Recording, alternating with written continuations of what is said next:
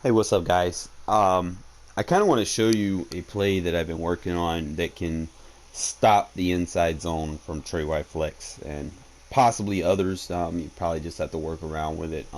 There are similar blitzes like this, and I'll get more into it. The play that I'm going over is this seam blitz out of Nickle Normal.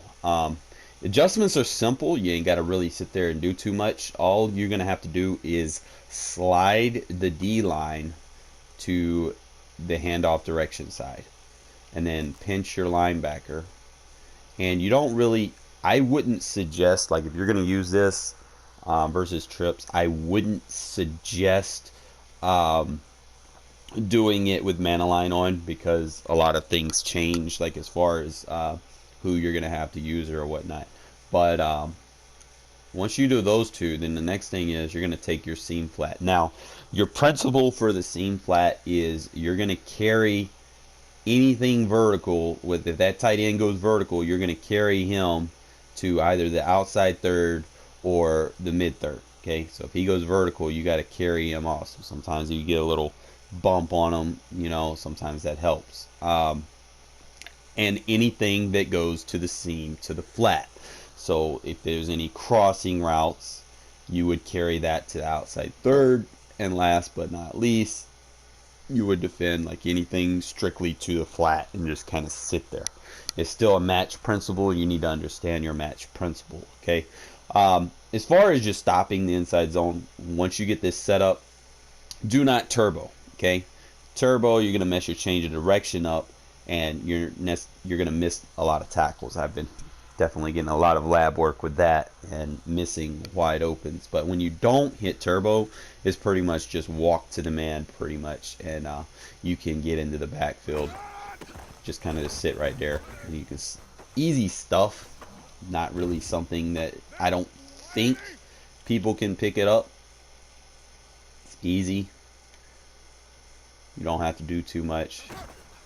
Gap opens, you run into the backfield, slow it down. Now, if you're dealing with a bigger running back, I would suggest cut blocking, cut sticking, and just go after the legs with the down flick on the hit stick. So when you do it like, sometimes they'll just run into a defensive tackle, you're fine. But if he goes through that gap, so slide line, pinch linebackers, and then just kind of sit over here and then just wait for the hike, and then just no turbo. Okay, if you turbo on the run, sometimes you'll miss the angle. You won't necessarily get where you want to get. So just don't turbo. It's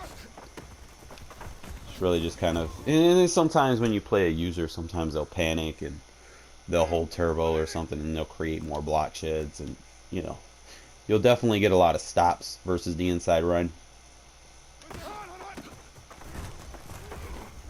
I'm not being aggressive with hit sticks right now, just kind of making sure we're getting the fundamentals down.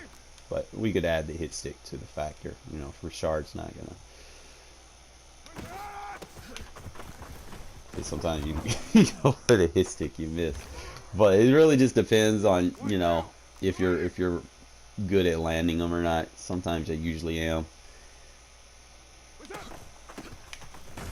Sometimes you just got to make sure that you don't get bumped. But it's going to stop the inside run, warrant their gains, and they're really not going to be able to get those huge 8-9 yard carries that people have been getting. They've been a few people have been abusing it, but that's an easy way to stop it without really having to send the house. Alright guys, so the same thing with the cover 6. You're still going to give those pre-snap adjustments with the slide line pinch linebacker. The thing with the quarter here, this is going to protect you a little bit more because then you can just defend the crosser. Vertical, anything vertical to the crosser. Alright, the vertical would carry over to the quarter to defend, and you'll be okay. If anything goes to the flat, quarter flat takes the flat. If anything goes deep, the outside quarter plays the deep. And if his crossing scenarios, he's going to take the underneath crosser. So if 11 goes first, he's going to take the underneath crosser. and I should take number 13. So I'm going to carry 11 to 13. It's pretty much going to be my assignment. Now, usually, if I know I'm dealing with crossers, I could press the other side. It doesn't matter. Other than that, you might want to put a contain on it. A single contain, maybe. You play anything vertical. Vertical. That was my guy. My bad. My bad. My bad. Let's try it again. Cover 6. Slide. Pinch. And just kind of move him in here. Kind of, you don't want to be giving tells away for what you're doing. So again, cover 6. We got number 11. That's going to be our assignment. So always number 3 when you're playing the quarter in on the opposite side. So it's just going to be a nice little 2-play scheme with the blitz and the coverage that works with it. Okay, so you're showing the same thing. He's not going to be able to pick up which coverage you're in. He's not going to be able to just bomb you. I let go of the turbo there. You gotta, like, if they got their speed receiver there, man, sometimes you can't let go of the turbo. Let go of the turbo like I did right there, but it's easy setups. Understand your assignment. We're picking number 11 up on the crosser, and look at there. The match principal assignment. The D path is in the right spot.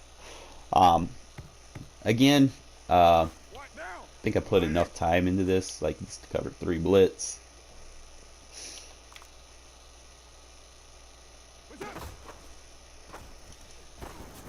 Look at there. You can get them from either way with pressure or with coverage.